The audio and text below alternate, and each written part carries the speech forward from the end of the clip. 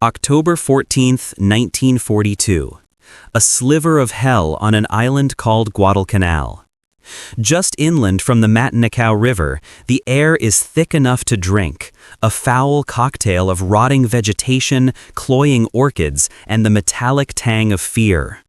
For the men of Charlie Company, 1st Battalion, 5th Marines, the world has shrunk to this suffocating green tunnel. Every drip of water from the canopy above sounds like the click of a rifle bolt. Every rustle in the kunai grass could be the last thing they ever hear. They move in a staggered column, their olive-drab dungarees soaked through with sweat, their knuckles white on the stocks of their M1 Garands.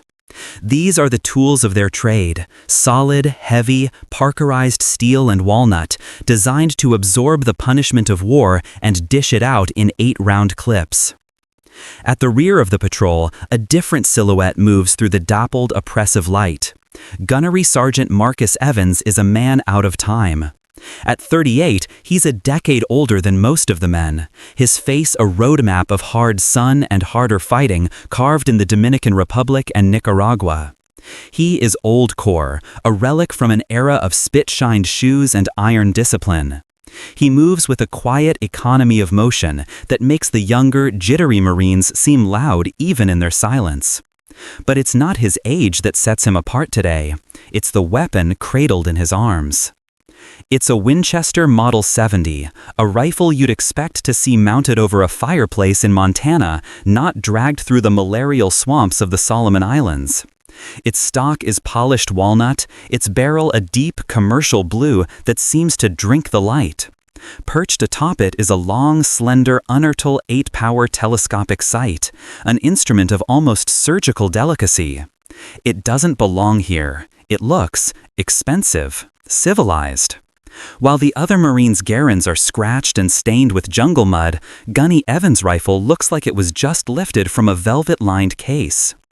A young corporal named Miller, emboldened by the heat and the tension, falls back a few paces. He glances at the rifle and a smirk plays on his lips. He whispers to his fire team partner, just loud enough for Evans to hear. "Hey, check it out, Gunny brought his deer rifle." A few nervous chuckles ripple down the line. Another private, a kid from Brooklyn named Santini, chimes in. "What'd you do, Gunny? Order that thing from a Sears Roebuck catalog?" The joke lands. It's a release valve for the tension. They see a fragile sporting rifle, a gentleman's firearm. They see a scope whose fine lenses will surely fog over in this humidity, whose delicate crosshairs will be knocked out of alignment by the slightest bump. They see a bolt action that requires manual cycling, a snail's pace compared to the semi-automatic firepower of their M1s. They see a toy. Evans says nothing. He doesn't acknowledge the laughter. He simply continues his steady pace, his eyes not on the men but on the canopy. He scans the dense ladderwork of branches, the deep shadows clinging to the trunks of the massive banyan trees. He knows what the others don't yet understand. He knows that the war they are fighting is changing. It's no longer just about overwhelming firepower. It's about precision. He'd paid for the rifle with his own money, had it shipped from the States months ago. He'd spent countless hours on the rifle range back at New River, zeroing the scope, learning its every secret, until it felt less like a tool and more like an extension of his own will. He'd heard all the jokes before. Then the jungle erupts. It isn't the roar of a machine gun or the crump of a mortar. It's a single, sharp crack that seems to come from everywhere and nowhere at once. It's the sound of a Japanese Arisaka rifle. Ahead of Evans, Private Santini, the kid from Brooklyn, stiffens. The joke dies on his lips. His helmet flies from his head, and he collapses into the mud like a string-cut puppet. There is no cry, just a heavy, final splash. The laughter is gone. The patrol dives for cover, hearts hammering against their ribs. They press themselves into the stinking black mud, frantically scanning the impenetrable wall of green. They are being watched, hunted, and the laughing has stopped for good. Panic is a virus. It spreads through the platoon in whispers and wide, darting eyes. Lieutenant Jacobs, a fresh-faced officer barely out of his 20s, is trying to regain control, his voice cracking as he shouts orders. "Get down! Return fire! 3 o'clock in the Big Banyan!" His command is a guess, a desperate attempt to impose order on chaos. The Marines obey.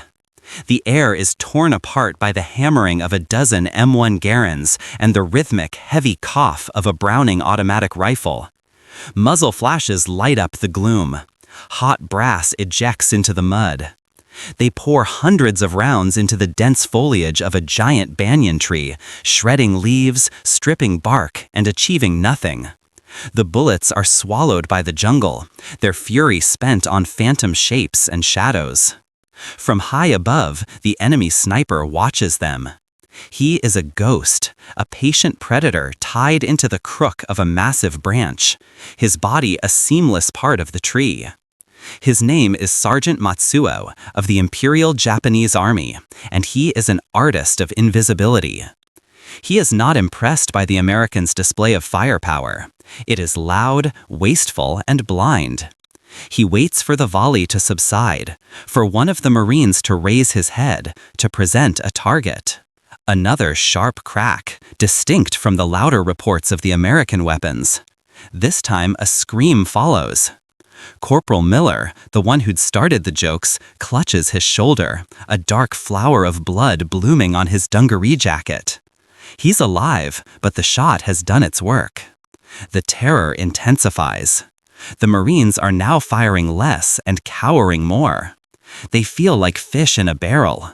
Their standard-issue weapons, designed for battles on open fields, are failing them. The simple aperture sights on their Garands are crude instruments, useless for spotting a man who has made himself a part of the landscape. They can't fight what they can't see. You can't charge a ghost. You can't flank a shadow. They are pinned, helpless, being picked apart one by one. While the others hug the ground, Gunnery Sergeant Evans remains preternaturally calm. He has not fired a single round. He lies prone behind the decaying trunk of a fallen tree, his movements slow and deliberate. He is not looking for a man, he is looking for a mistake. He watches the way the leaves move, searching for a pattern that is not from the wind. He studies the flocks of small birds, noting which parts of the canopy they avoid. The jungle speaks a language, and he is one of the few who understands it. The other Marines watch him with a new kind of curiosity. The skepticism is still there, but it's now laced with a desperate hope. Slowly, methodically, Evans unslings the polished Winchester. He pulls a soft lens cloth from a waterproof pouch and carefully wipes the Ernal scope, clearing it of humidity. He checks the focus, his movements economical and sure. The Marines see him handle the rifle not like a toy, but like a surgeon handles a scalpel. He slips a single, brass-cased .30-06 Springfield cartridge from a small leather pouch on his belt. Unlike the military-issue M1906 rounds the others use, this one is different. It's a match-grade round, a 173-grain boat-tail bullet he loaded himself. Precision for a precision instrument. He slides the cartridge into the chamber and closes the bolt. The sound is not the clatter of a Garand's operating rod. It is a quiet, oily, metallic snikt. It is the sound of a promise. He settles his cheek against the smooth walnut stalk, taking a slow, steadying breath. His left eye closes, his right eye opens to a new world. The mud, the fear, the chaos around him fade away. His entire universe is now the circular view through the long black tube of the Ernal scope. The hunt has begun. Through the 8-power magnification of the Untold scope, the jungle ceases to be a monolithic wall of green. It resolves into 1,000 distinct details, individual leaves, each with its own network of veins, the intricate patterns of bark on a tree trunk 100 yards away, a spider spinning a web in the shimmering, humid air. For Gunnery Sergeant Evans, this is where the war is fought, not in the grand sweeping gestures of a frontal assault, but in the meticulous examination of a square foot of foliage. He ignores the sporadic, panicked bursts of fire from his platoon. That noise is for the enemy sniper, a distraction that keeps his attention divided. Evans needs silence, both outside and in his own mind. He begins his scan, moving the scope with painstaking slowness. This is a craft learned not in boot camp, but in the deer stands of the Blue Ridge Mountains. You don't look for the whole deer, you look for an ear twitching, the horizontal line of a back that breaks the vertical lines of the trees, an eye that reflects the light. Here, he looks for the unnatural, a piece of cloth that is the wrong shade of green, the straight line of a rifle barrel hidden among twisted vines, the subtle disturbance of branches that indicates a man has climbed there. He pans across the massive banyan tree the lieutenant had indicated. Nothing. It's too obvious. An experienced sniper would choose a position that offered cover and a clear field of fire, but not the one everyone would expect. His search moves to a neighboring tree, slightly smaller but draped in a thick curtain of vines. He traces every line, every shadow. Minutes stretch into an eternity. Sweat stings his eyes, and he blinks it away without breaking his cheek weld on the stalk. His breathing is a slow, rhythmic tide, timed to the beat of his own heart. Then he sees it. It's almost nothing. A piece of vine, no thicker than his thumb, is tied to a branch. But it's the knot. It's a perfect clove hitch. No vine in nature ties itself in a clove hitch. His gaze follows the vine upwards into a dense cluster of ferns growing from the trunk. The cover is perfect. Almost.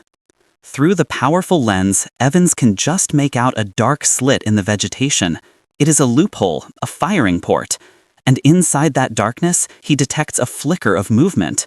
The sniper is shifting, preparing for his next shot.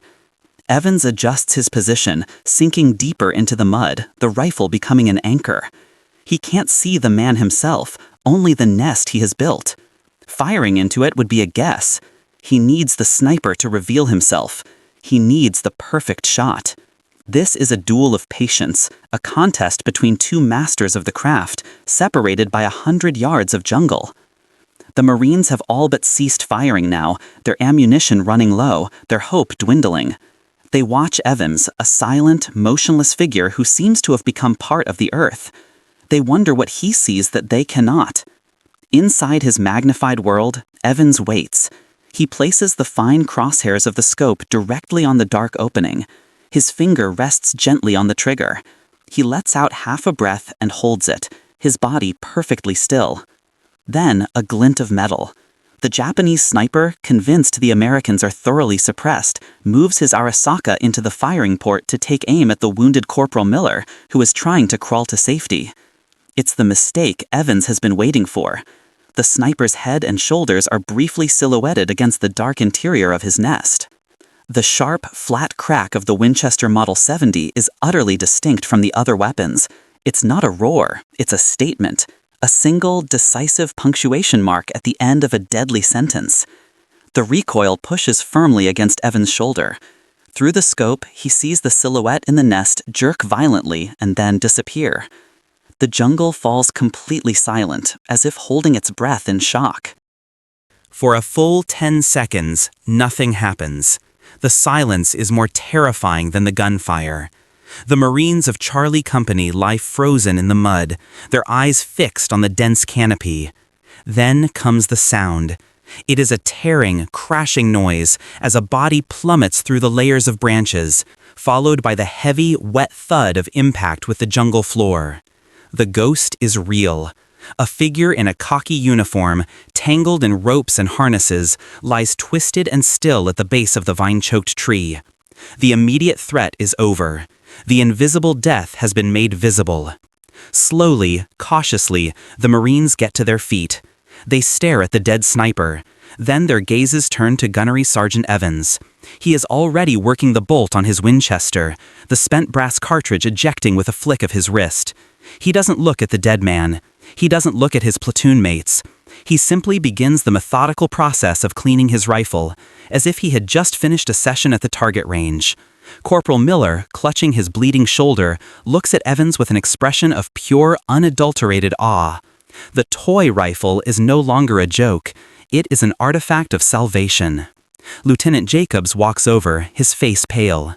"Good shooting, Gunny," he says, his voice raspy. damn good shooting." Evans just nods, his focus on his work. But the death of one sniper does not win a battle. It soon becomes clear that the Japanese have seeded the entire sector with these hidden marksmen. Over the next 2 days, Charlie Company's advance grinds to a halt. Every patrol is met with the same terrifying, invisible fire. Men are killed fetching water. Medics are targeted as they try to reach the wounded. Morale, which had briefly soared, plummets into a dark pit of fear and frustration. The jungle itself has become the enemy. The company commander, Captain Davies, a pragmatic and weary officer, calls Evans to his command post, a damp hole dug into the side of a ravine. He gestures to a map. "Gunny," he begins, dispensing with formalities. "The battalion wants us to push to the ridge. We can't do it. We're bleeding out before we even make contact with their main line. My men are spooked. They won't look up anymore." He pauses, looking Evans directly in the eye. "That rifle of yours, it's not standard issue, but I don't give a damn. Your new job is to go hunting. Take a spotter if you want, or go alone, I don't care. Just clear a path for us. Hunt the hunters." It is an unofficial command, an acknowledgement that the rules of engagement have changed. Evans is no longer just a platoon sergeant. He is a specialist, a scalpel intended for a very specific kind of surgery. For the next 4 days, he disappears into the jungle. Sometimes he leaves before dawn, a silent specter melting into the morning mist. Sometimes he slips out at dusk. This section of Guadalcanal becomes his personal hunting ground. He moves not like a soldier, but like an animal, using every trick of fieldcraft he knows. He crawls through mud for hours to gain a few yards, covers himself in local vegetation, and can remain motionless for half a day, waiting for a single opportunity. The scoreboard, chalked up on a crate back at the company's CP, begins to grow. The first day, he finds and eliminates 2 snipers overlooking a key stream crossing. The second day, he stalks a particularly clever one who was using the shell of a bombed-out Japanese truck for cover. The men of Charlie Company start to measure their advance, not in yards, but in the number of sharp, singular cracks from the Winchester that echo through the trees. 4 kills, 5, 7. The rifle, once an object of ridicule, is now spoken of in hushed, reverent tones. It is the sound of an avenging angel. It is the whisper of the Winchester. By the end of the 4th day, Evans has brought his tally to 9. But intelligence reports a new threat, a sniper team, 2 men working in concert, that has been decimating a platoon on the company's flank. Evans moves toward their last known position as dusk settles, knowing this hunt will be the most dangerous of all. He finds the nest of the first sniper, takes his shot, and watches the man fall.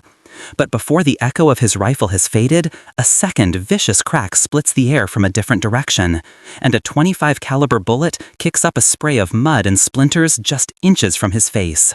He's been baited into a trap. The hunter has become the hunted.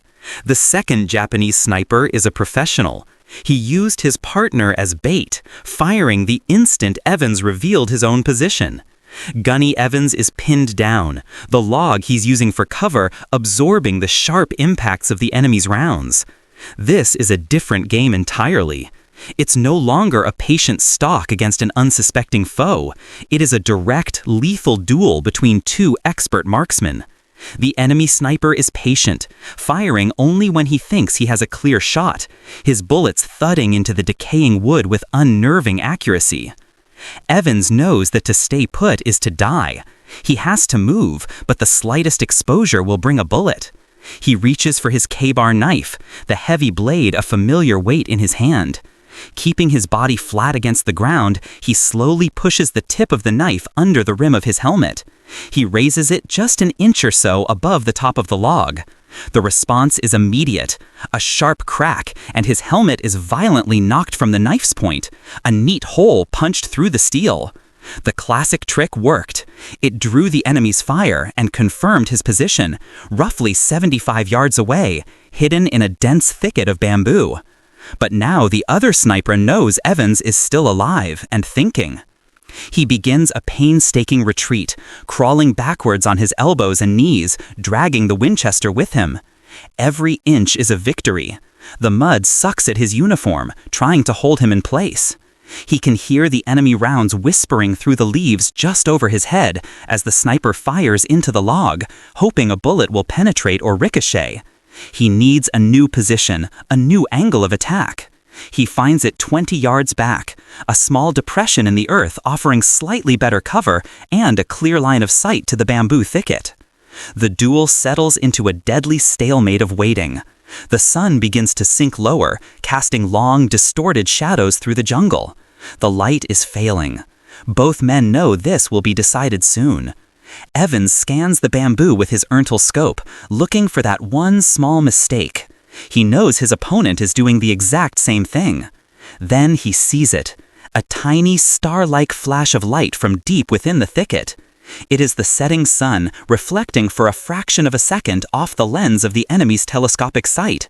It is the most common and most fatal mistake a sniper can make.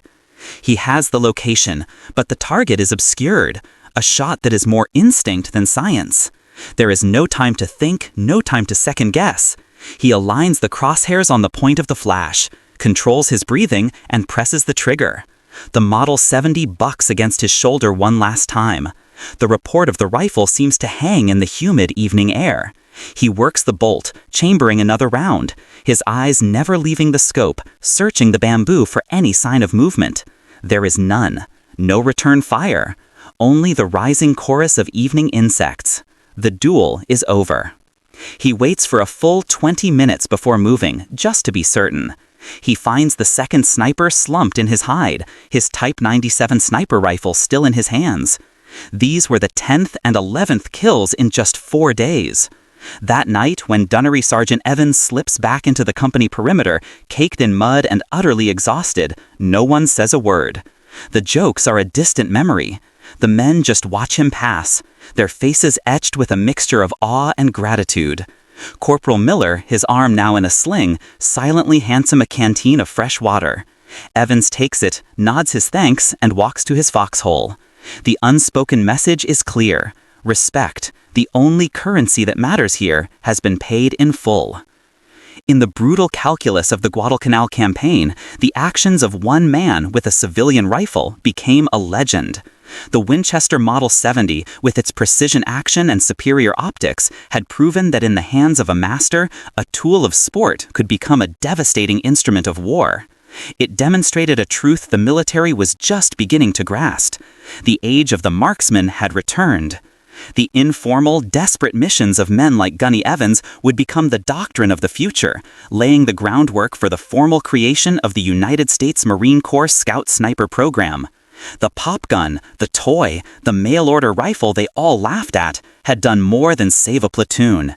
It had forever changed how the Marines would fight.